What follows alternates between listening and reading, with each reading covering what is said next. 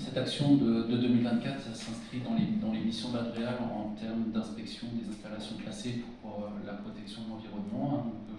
Je rappelle qu'on a pour mission de contrôler. Ça, c'est notre présence sur le terrain, quelque chose de très important. On encadre aussi réglementairement, tout ça sous l'autorité du préfet, les installations classées pour la protection de l'environnement. Et enfin, on informe le citoyen et les parties prenantes de cette action de contrôle et d'encadrement. Et cette action 2024 s'inscrit dans cette optique-là d'assurer à la fois une action de contrôle, mais une action d'information sur ce sujet des enjeux des gravières alluvionnaires des communes de Saint-Martin et de Montaut. Cette action 2024, elle a été imaginée en 3 temps. Un premier temps, on a regardé la traçabilité. Un point important, la traçabilité des matériaux qui sont emmenés dans ces gravières, de vérifier sur le terrain lors d'une action coup de poing qui s'est déroulée le 5 mars 2024. On a fait les 4 carrières en même temps, de vérifier la traçabilité des matériaux qui sont acceptés dans ces carrières, d'où ils venaient, comment c'était contrôlé à leur arrivée sur les sites, et qu'est-ce que les exploitants mettaient en place pour accueillir ces matériaux en termes d'organisation sur les sites.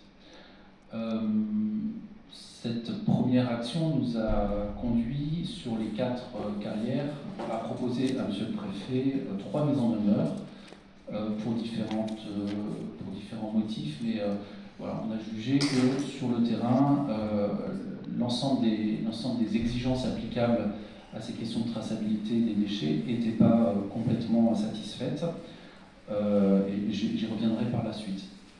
Sur une des carrières, on a poussé la logique un peu plus loin en allant prélever directement dans la carrière des matériaux qui avaient été accueillis dans la carrière pour savoir s'ils étaient vraiment inertes.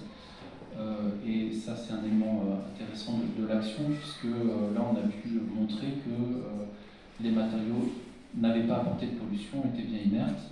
Donc, on a poussé la logique jusqu'au bout.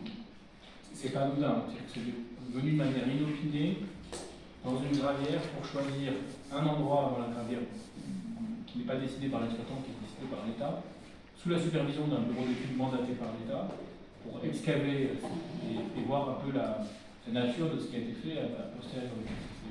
C'est des modes opératoires qui font partie du registre des contrôles intensifs, des contrôles très approfondis. Et les exploitants qui ont fait l'objet des mises en demeure ont aujourd'hui répondu aux demandes qu'on a formulées à ce moment-là, et on ira de nouveau, de manière inopinée, vérifier sur le terrain que les engagements qu'ils ont pris ont bien été tenus. Ils ont répondu par écrit avec ces engagements, on retournera cette année de manière inopinée.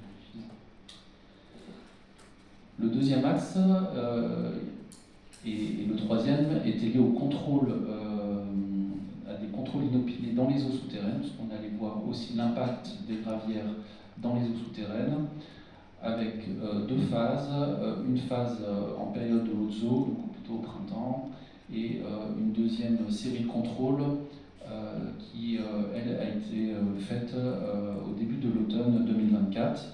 Donc l'idée était d'avoir deux visions des choses. Ces contrôles inopinés ont été faits avec un laboratoire agréé que l'Adréal a mandaté. Et on a vérifié à cette occasion-là une série de paramètres afin de vérifier qu'à différents endroits, les eaux souterraines n'avaient pas été impactées par l'exploitation des gravières. Je précise que du coup, c'est toujours, comme vient de le dire M. Planinger, n'a pas été impacté, ça veut dire qu'on prend un point de contrôle amont et un point de contrôle aval, et on compare si les valeurs de différentes substances recherchées augmentent. Si en amont, la valeur est déjà élevée, on ne peut pas l'imputer à l'exploitant. Donc il faut vraiment comparer amont et aval pour pouvoir porter un jugement sur l'utilité, sur l'impact de la gravière sur la qualité des eaux souterraines, sachant que ces eaux souterraines, c'est celles dont hérite celle qui arrive en amont des gravières, et bien, cette eau, elle a des caractéristiques qui sont celles qu'elles sont, qui viennent de tout ce qui se passe en amont dans la montagne ou dans les usages de l'eau par l'amont, tout l'ensemble de ses utilisateurs, et on y trouve un certain nombre de métaux lourds, un certain nombre de polluants, de pesticides, de produits qui sont dans les eaux souterraines, qui sont dilués bien sûr, mais enfin qui est à des taux. Et c'est ça qu'on compare entre amont et aval. Cette action sur les eaux souterraines nous permet d'avoir aujourd'hui une photographie voilà, qui a été faite à partir de nos propres données. Cette photographie, on peut la comparer à ce que les exploitants de carrière font à partir de leurs obligations de surveillance, puisque l'exploitant reste le premier responsable de son installation. C'est la législation des installations classées pour la protection de l'environnement qui impose ce principe.